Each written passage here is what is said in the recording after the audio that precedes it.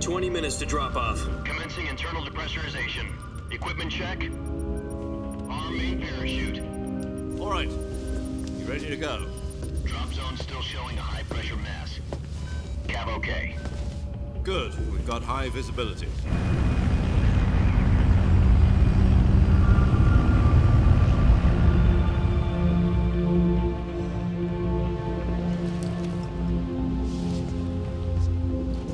Put out that cigar. Connecting oxygen hose to interior connector. Put on your mask.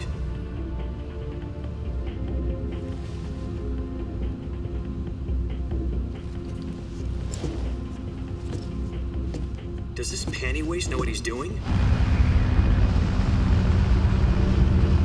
Approaching release point. 10 minutes to drop off. Hey, are you deaf? He said put out the cigar and put on your mask.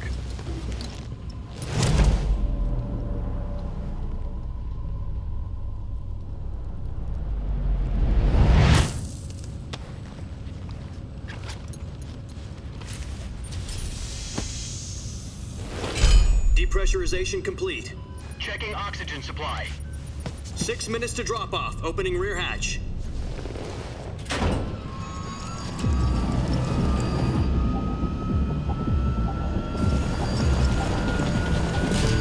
Sunrise.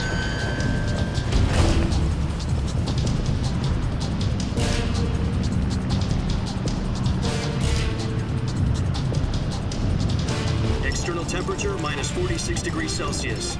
2 minutes to drop off. Stand up.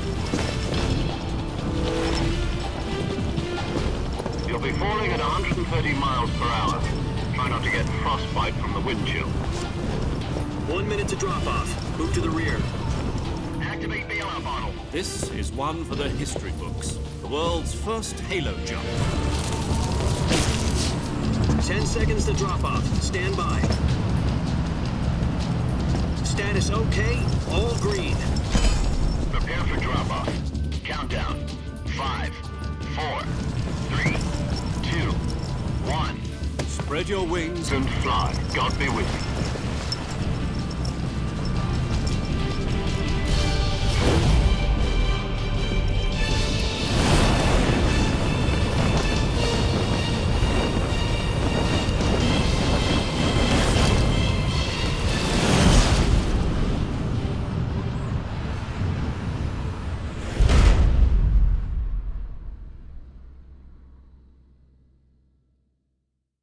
Jack, I've got some important news. The head of the CIA has finally given us the green light for the virtuous mission. Virtual mission? No, the virtuous mission. The future of our Fox unit depends on it. If it succeeds, we'll be officially organized into a unit. Virtuous mission? Sounds like some kind of initiation ritual. You know, don't get cocky. This isn't a training op. Right. So what exactly is this wonderful mission? Well, about 2 years ago, a certain Soviet scientist requested asylum in the West through one of our moles. His name is Nikolai Stepanovich Sokolov. He's head of the OKB-754 Design Bureau, one of the Soviets' top-secret weapon research facilities, and the East's foremost expert on weapons development. Sokolov? Isn't he that famous rocket scientist? The very same. On April the 12th, 1961, the Soviets achieved the first manned spaceflight in history. The Earth was blue, but there was no God. Well spoken. The rocket that carried Yuri Gagarin to orbit was the A-1, known as the Vostok rocket. Sokolov is said to be the man most responsible for the multi-engine cluster used in that rocket. After Gagarin's flight, Sokolov left rocket development to become the head of the newly established Design Bureau. From a lowly technician to head of a design bureau, that's quite a success story. So why do you want to defect? It seems he'd become afraid of his own creations. Afraid? Call it a crisis of conscience. And for that, he left his country and his family behind and went over the fence? Not exactly. One of his conditions was that his family was also to be taken safely to the West. We used a mole to get the family out first and succeeded in sneaking Sokolov over the Berlin Wall shortly afterwards. I was the one who conducted the operation. The security on the eastern side was still full of holes back then. Then what? We got Sokolov over in one piece, but the whole ordeal had left him exhausted, and we checked him into a hospital in West Berlin.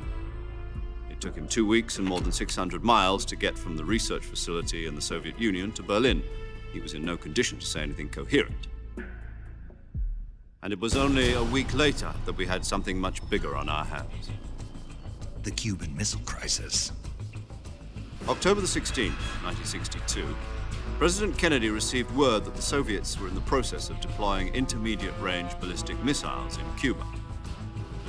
The President demanded that the Soviets dismantle and remove the missiles. At the same time, he announced a naval blockade to prevent further missile shipments from reaching Cuba.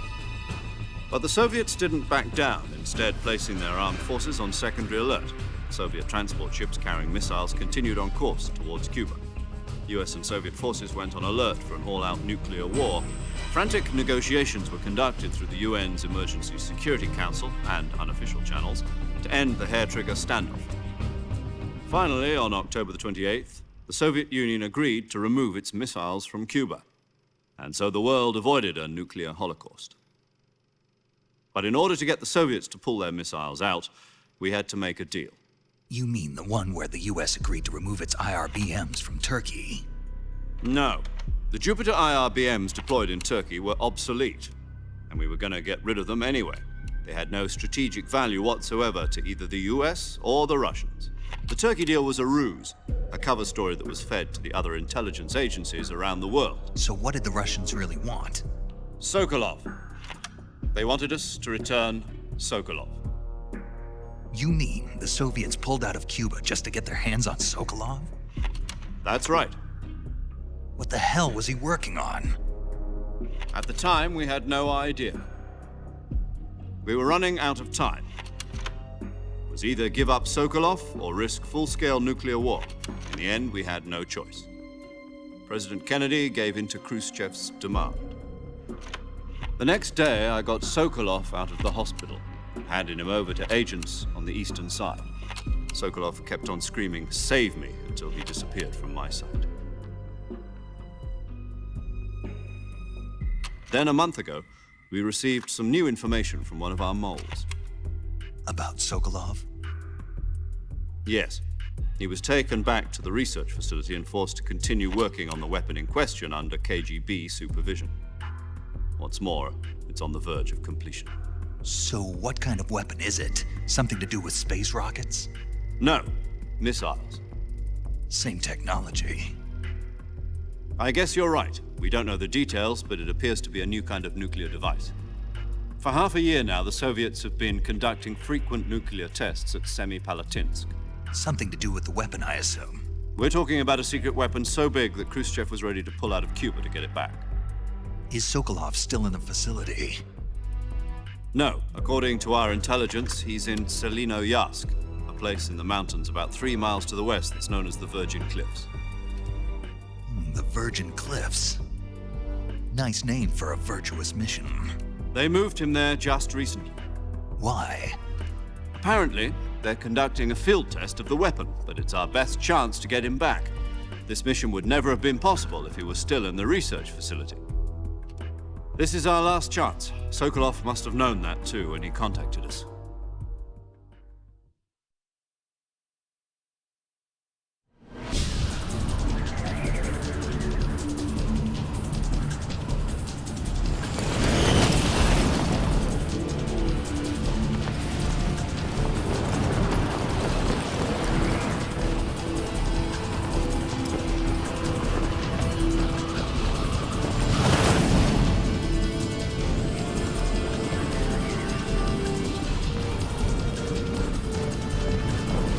Listen up, Jack. Your mission is to infiltrate Selinoyarsk in the Soviet mountains, ensure the safety of Sokolov, and bring him back to the west.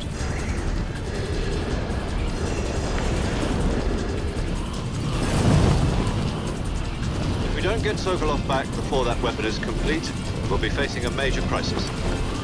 The clock is ticking.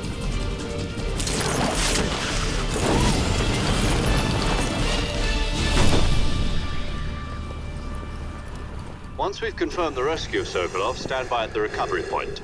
A recovery balloon will be dropped at that point. Helium will be pumped into the balloon to inflate it. The process takes about 20 minutes.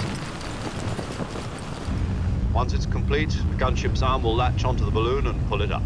The Fulton surface-to-air recovery system. I'm familiar with the theory. Take it easy. It's been combat-proven. Do you think Sokolov is up to it? The shock will be less than during a parachute jump, and the arm can handle up to 500 pounds. So you're planning on going over the border in a single combat Talon?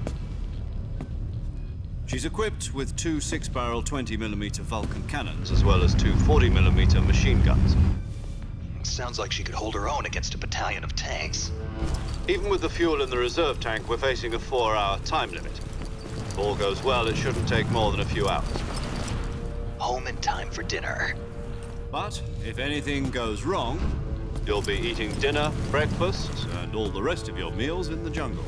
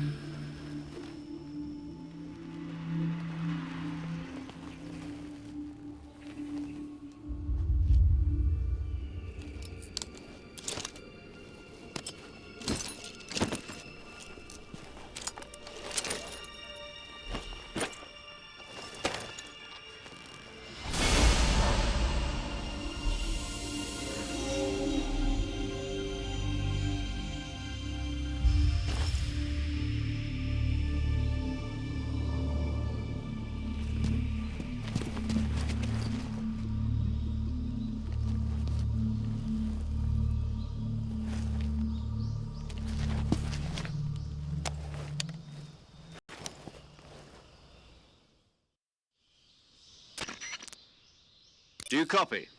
You're already in enemy territory, and somebody might be listening in. From here on out, we'll be using code names to refer to each other. Your code name for this mission will be Naked Snake. I'll be referring to you as Snake from now on. You're not to mention your real name. Snake? Oh, you don't like snakes? What do you mean? Well, you've eaten one before, haven't you? In survival training. I'm glad to hear that.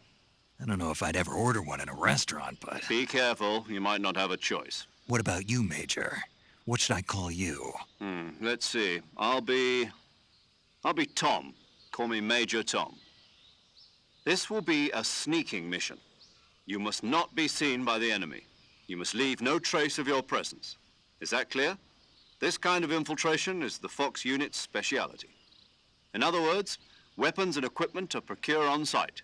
That goes for food as well. You're completely naked, just as your name implies. Great. Now I see why you asked me if I like snakes. I suppose calling me Snake was your idea of a joke, too. No. There's a good reason for that. I'll tell you later when the time is right. Gotcha. Getting back to the subject, how exactly am I supposed to feed myself? You've been issued a knife and a tranquilizer gun. Use them to hunt for food.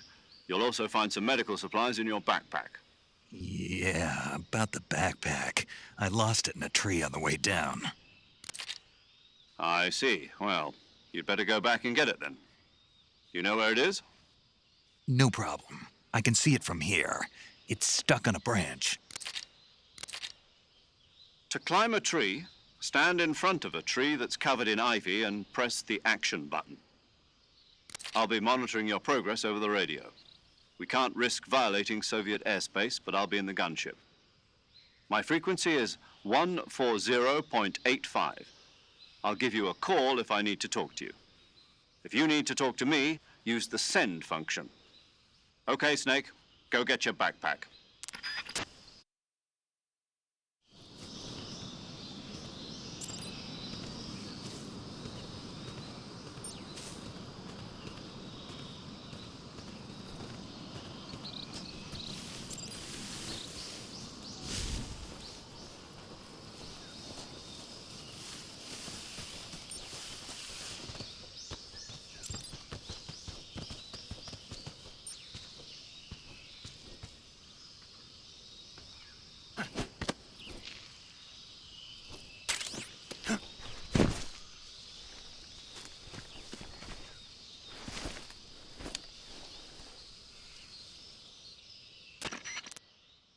I see you've retrieved your backpack, Snake. To equip a weapon, it's necessary to take it out of your backpack. In the survival viewer, choose Weapon from the backpack. Your available weapons will be displayed in a list on the screen. From that list, choose the weapon you want to equip and press the Enter button. For other equipped items, just do the same thing from Item. Got it. Use the survival viewer backpack. Yep, that's right. Survival is fundamental to this mission. After you've been out in the field for a while, your stamina will start to drop. If your stamina gets too low, it'll affect your performance. You won't be able to shoot accurately, for example, and your wounds won't heal as smoothly. Keep an eye on your stamina so you don't run out. To recover lost stamina, you can hunt for local flora and fauna. You can use either your tranquilizer gun or your knife to hunt. My only weapon is a Mark 22 Hush Puppy tranquilizer gun? That's right. It's been fitted with its own suppressor. However, the suppressor will deteriorate every time you fire. Once its durability reaches 0, the noise suppression effect will be gone. So don't get too trigger-happy with it. The suppressor's durability is shown in the icon. Any weapons and equipment beyond what you're carrying now, you'll have to find as you go. I have to find my own weapons and equipment? Whose crazy idea was this anyway? Solo covert actions are standard Fox operating procedure.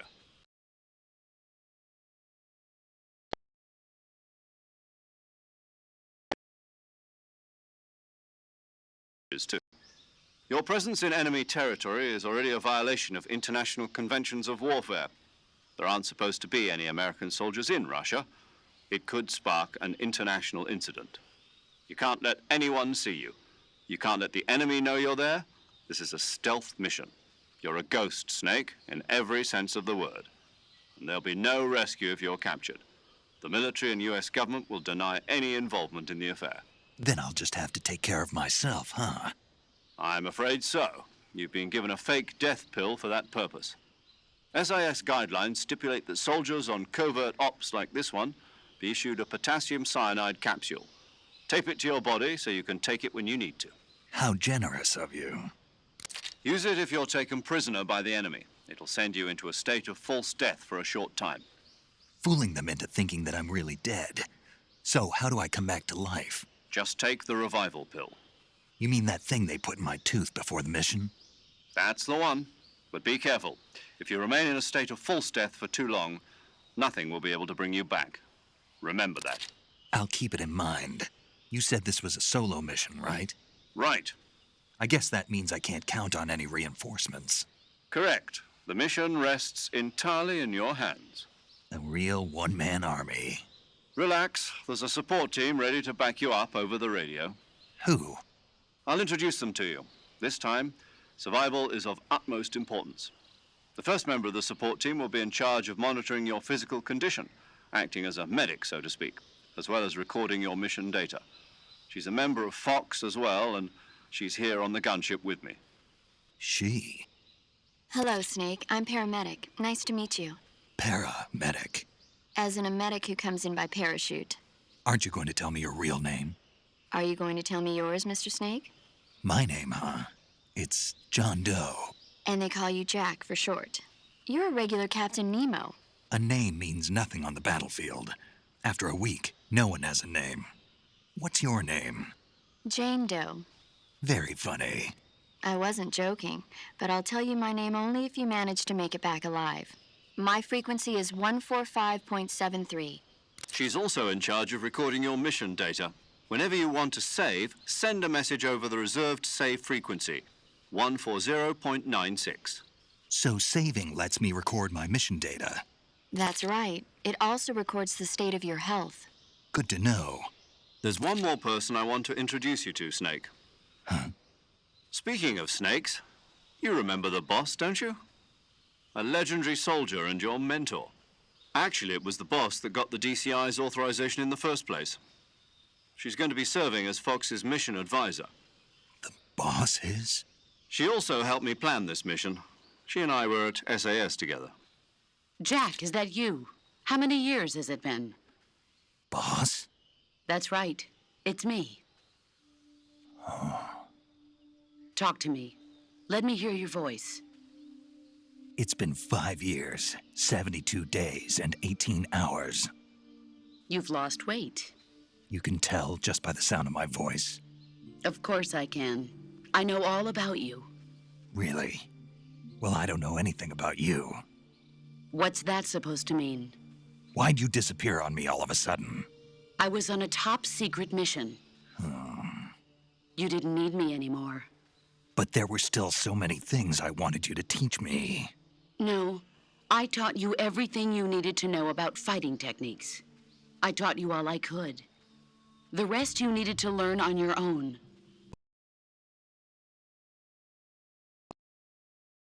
How to think like a soldier? I can't teach you that. A soldier needs to be strong in spirit, body, and technique. And the only thing you can learn from someone else is technique. In fact, technique doesn't even matter. What's most important is spirit. Spirit and body are like two sides of a single coin.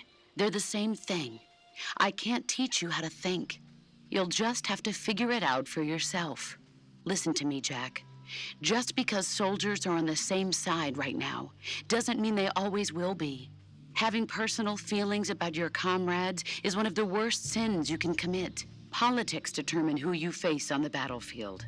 And politics are a living thing. They change along with the times.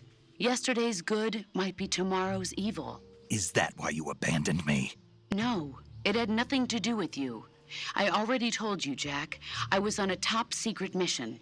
A soldier has to follow whatever orders he's given. It's not his place to question why. But you're looking for a reason to fight. You're a natural-born fighter, but you're not quite a soldier. A soldier is a political tool, nothing more. That's doubly true if he's a career soldier. Right and wrong have no place in his mission. He has no enemies and no friends. Only the mission. You follow the orders you're given. That's what being a soldier is. I do whatever I have to get the job done. I don't think about politics. That's not the same thing. Sooner or later, your conscience is going to bother you. In the end, you have to choose whether you're going to live as a soldier or just another man with a gun. There's a saying in the Orient, loyalty to the end. Do you know what it means? Being patriotic. It means devoting yourself to your country. I follow the president and the top brass. I'm ready to die for them if necessary. The president and the top brass won't be there forever. Once their terms are up, others will take their place. I follow the will of the leader, no matter who's in charge. People aren't the ones who dictate the missions. Then who does? The times. People's values change over time, and so do the leaders of a country. So there's no such thing as an enemy in absolute terms. The enemies we fight are only enemies in relative terms, constantly changing with the times. As long as we have loyalty to the end, there's no point in believing in anything, even in those we love. And that's the way a soldier's supposed to think? The only thing we can believe in with absolute certainty is the mission, Jack. All right, but do me a favor. What is it? Call me Snake. Snake. Oh, right. Your code name is Snake. It suits you well. That's right. The legendary unit that the boss put together during World War II was a snake. The Cobra unit, a group of heroes that brought the war to an end and saved the world. As long as you've got a legendary hero backing you up, you'll be fine. Isn't that right, Snake? Yeah, I can't think of anyone else I'd rather have with me. Oh, and one more thing, boss. Yes? It's good to hear your voice again. Same here. After all, who knows if either of us will make it out alive? Snake, you are always best at urban warfare and infiltrating buildings. But this is the jungle. Survival is going to be key. Those CQC techniques I taught you are sure to come in handy. CQC? Close quarters combat, huh? I've been in the Green Berets for the past few years. I'm probably pretty rusty. Not to worry. I'll be here to help you remember. After all, this is your first actual survival mission. I'll be supporting you over the radio. Where are you, boss? Next to the Major? The boss is communicating with us by radio from aboard a Permit-class submarine in the Arctic Ocean. My frequency is 141.80. Call me if you need my advice on battle techniques. Gotcha. Your mission is to retrieve Dr. Sokolov. Dr. Sokolov is being held in an abandoned factory located to the north of your current position. Avoid heavy combat and don't let anyone see you. Don't forget that this is a stealth mission. Snake, try to remember some of the basics of CQC.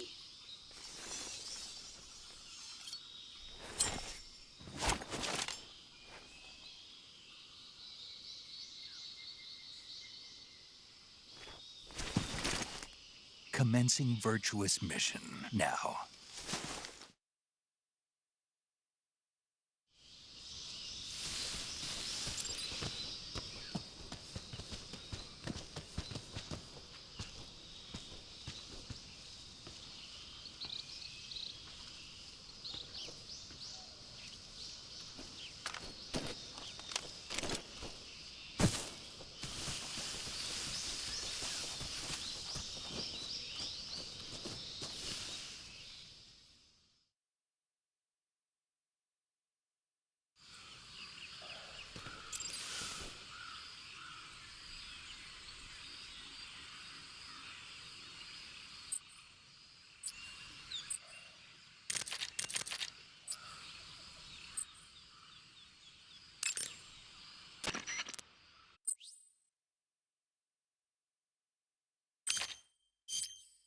Saving the game, Snake?